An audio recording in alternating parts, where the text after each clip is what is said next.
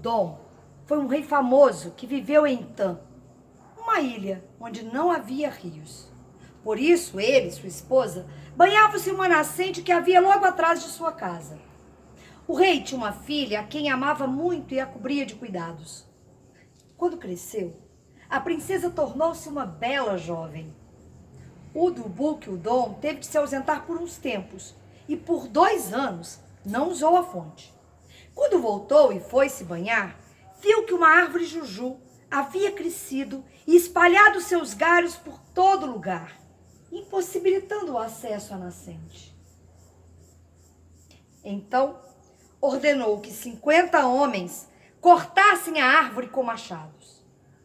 Quando os criados começaram, viram que os golpes de machado não produziam efeito algum, pois tão logo abria um corte no tronco, ele voltava a se fechar.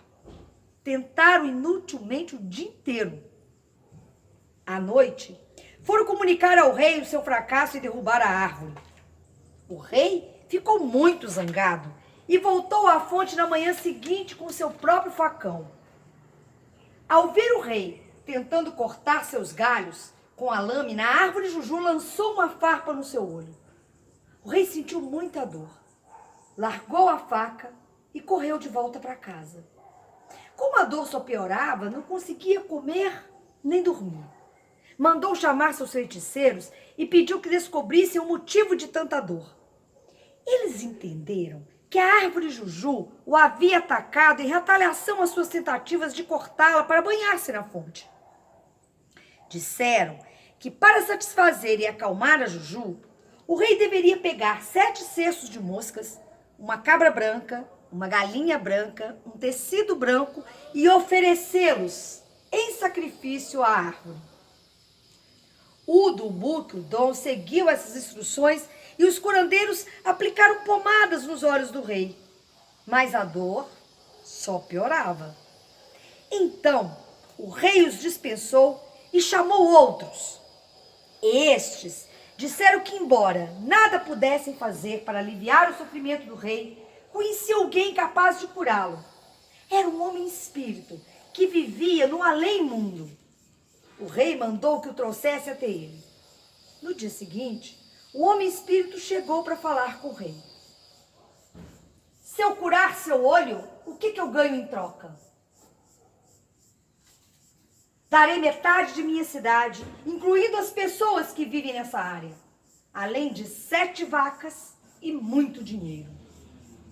O homem espírito recusou a proposta. O rei, não aguentando mais tanta dor, aumentou a oferta. Diga seu preço e eu pagarei.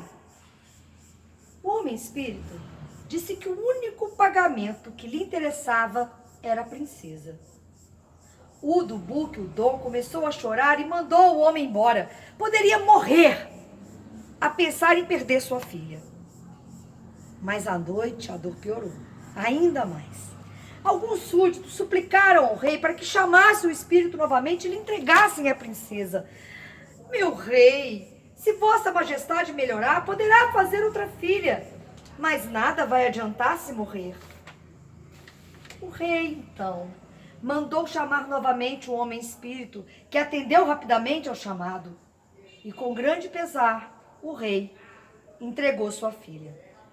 O espírito entrou na mata, colheu umas folhas, triturou, misturou com água, aplicou o líquido no olho do rei, dizendo que pela manhã, quando lavasse o rosto, seus olhos estariam completamente curados.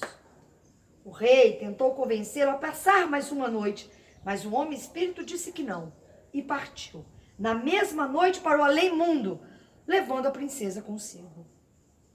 Um pouco antes do amanhecer, o rei levantou-se e foi lavar o seu rosto.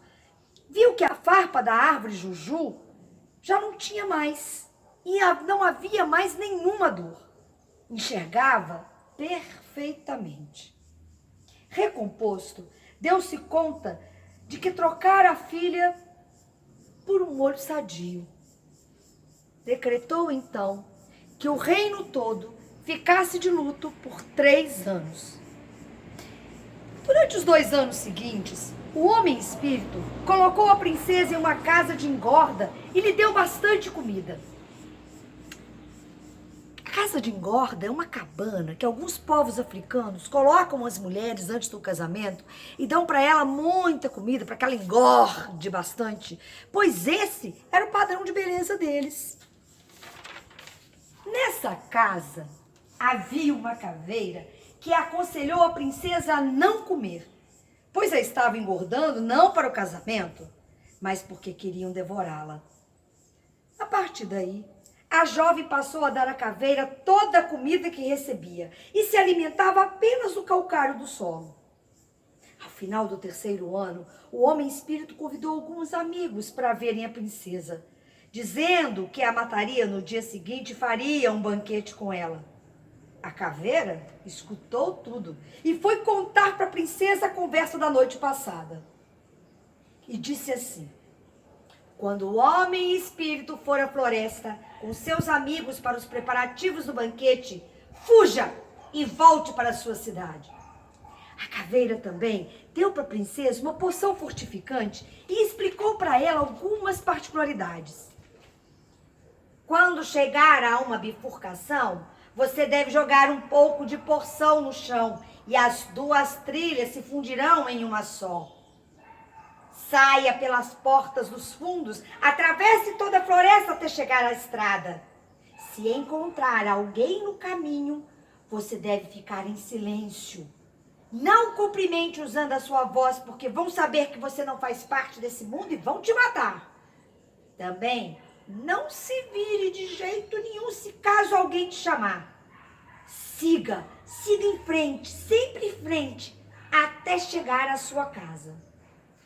A filha do rei agradeceu a caveira por todos os conselhos e partiu. Encontrou a estrada após cruzar toda a floresta, correu por ela durante 3 horas até chegar à bifurcação. Como instruída, pingou algumas gotas de poção no chão e imediatamente as trilhas se juntaram em uma. Corria sem parar e, embora fosse chamada por várias criaturas, não se virava e não cumprimentava ninguém. Foi quando o homem espírito retornou da mata e descobriu a fuga da princesa. Perguntou para a caveira o seu paradeiro. Saiu pela porta dos fundos e não disse para onde ia. Por ser homem espírito, ele sabia onde a princesa tinha ido. Claro, para sua terra natal. Correu atrás dela, gritando o seu nome. Mas quando a garota ouviu a voz do espírito, também correu o mais rápido que pôde e finalmente chegou à sua casa. Pediu a seu pai que pegasse uma vaca, um porco, uma ovelha, uma cabra, um cachorro, uma galinha e 7 ovos. Tudo isso deveria ser cortado em 7 pedaços e posto como oferenda na beira da estrada para que o espírito, ao encontrar tais sacrifícios, desistisse de entrar na cidade. O rei cumpriu tudo imediatamente. Quando o homem espírito encontrou as oferendas, sentou-se e começou a comer. Satisfeito, recolheu os restos e voltou para o mundo espiritual. Nunca mais voltou a incomodar a princesa. Ao ver que não havia mais perigo, o rei bateu o seu tambor e declarou que a partir dali, quando alguém morresse e fosse para o mundo espiritual, não poderia mais voltar à terra para curar as pessoas.